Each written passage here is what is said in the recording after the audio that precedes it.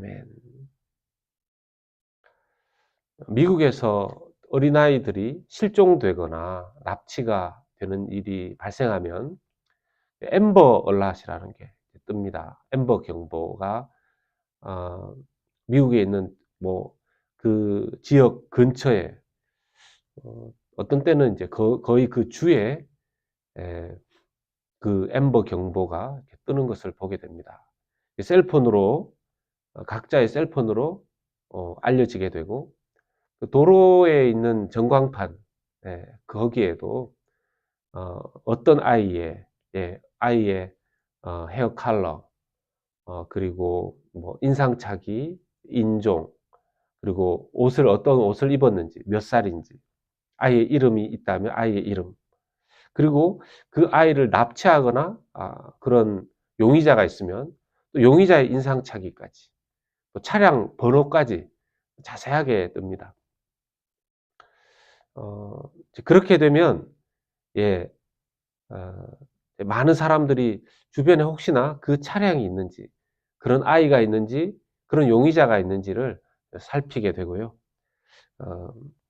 생각보다 빠른 시간 안에 그 아이를 찾아내는 경우들이 많다고 합니다.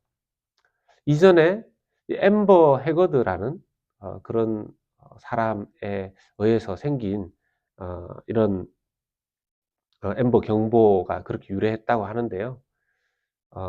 이 납치나 이런 것들이 굉장히 중범죄이기 때문에 이렇게 긴급하게 많은 사람들에게 빨리빨리 알려서 이 범죄를 해결하고자 하는 것이겠죠. 그런데 오늘 말씀해 보면 이런 중범죄에 해당하는 납치, 이 납치를 이스라엘 백성들이 행하는 것을 보게 됩니다. 베냐민의 남자들은 600명밖에 남지 않았고, 또 그 600명밖에 남지 않고 모든 남녀노소들이 다 죽어버렸는데요. 다 죽였죠.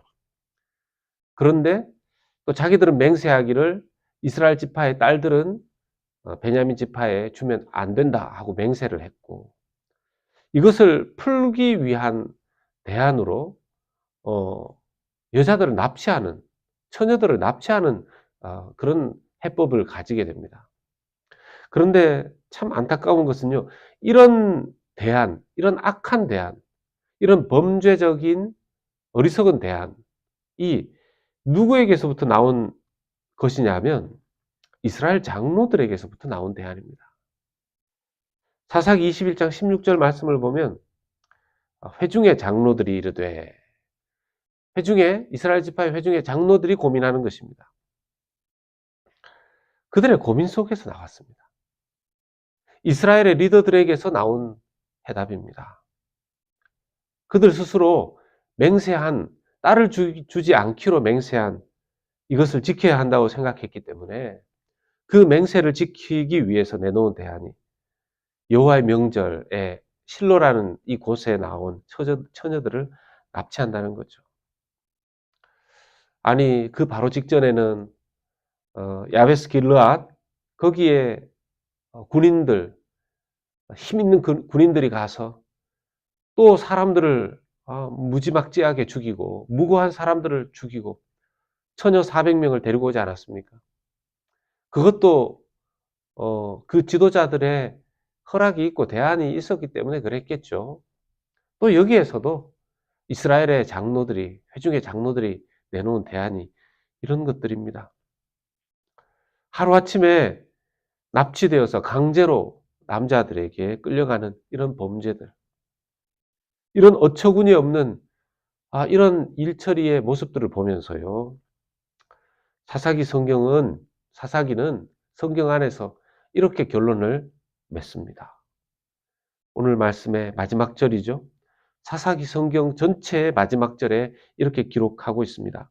그때 이스라엘에 왕이 없으므로 사람이 각기 자기의 소견에 옳은 대로 행하였더라. 옳은 대로 행하였더라. 결국 그들에게 왕이 없었다. 왕이 없었기 때문에 이 모든 일을 저질렀다. 이렇게 말하는 것 같습니다. 만약 그들에게 왕이 있었다면, 그냥 왕도 그냥 왕이 아니겠죠.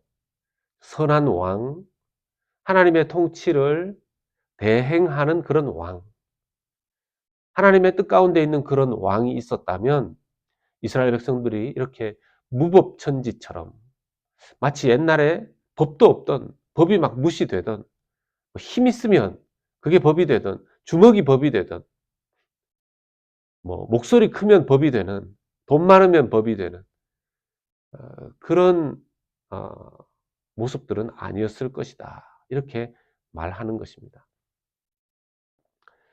그런데요, 이 무법천지의 모습이 그냥 그때 당시에 일반 세상, 세속 세상에서 이루어진 것이 아니라 이스라엘 백성들 안에서 이루어졌다는 것이 더 충격적이지 않습니까? 오늘날의 현대의 모습들을 생각해 보십시다.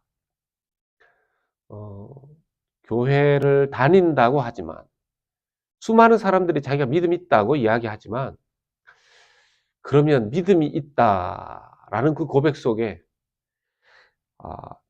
나에게는 예수 그리스도가 왕이다 하는 고백이 포함되어 있지 않습니까? 그러면 영어에 lordship이라는 말이 있죠. lordship, 주대심이라는 뜻입니다. 주대심. kingship이라는 말도 있습니다. 왕되심이라는 뜻이기도 합니다. 여기서의 lordship의 lord는 당연히 예수 그리스도 우리 주님이시고, kingship, 예수 그리스도 우리의 왕이시고 하나님을 의미하는 것이죠. 그 안에 그런 그 예수 그리스도를 왕으로, 주님으로 모시고 따르고 통치를 받고 다스림을 받고, 그분이 우리의 법이 되고 그분이 우리의 왕이 되어 우리가 살아간다라는 뜻이죠. 로드십을 인정하면서 살아가느냐 하는 그런 의미는 내가 그 주님의 뜻을 따라서 살아가느냐, 그분의 통치를 따라서 살아가느냐, 그런 의미가 될 것입니다.